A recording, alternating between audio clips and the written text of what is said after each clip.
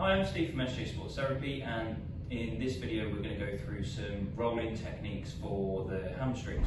So there's two different types of rollers really that you can get, or two different sizes. So either you can get a longer one, so it's about 90 centimeters, or a shorter one like this. These do also come in different forms as well. Some of them have some different bumps and areas on for some more focused rolling. You can also use a small massage ball. These are a bit spiky, so it's a bit more for a focused rolling technique if you've got specific areas that are feeling quite tight. So what you're going to do is grab your selected roller, and you use the sort of long one for this one, and you're going to sit onto your hips here and place the roller just under the backs of the legs.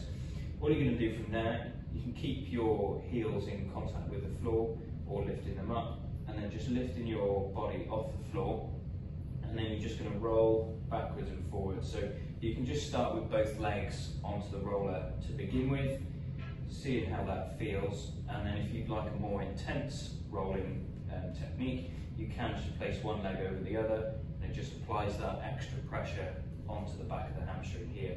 You can do this for sort of 20 to 30 seconds, just rolling backwards and forwards along the length of the muscle, and then placing your hands or your hips down to give yourself a bit of rest, and then you can kind of try again.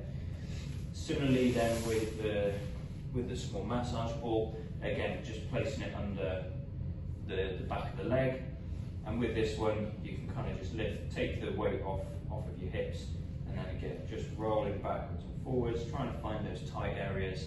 You can then kind of hold onto that tight spot for a few seconds before then kind of moving on again, just rolling through the area, and then repeating on the other side.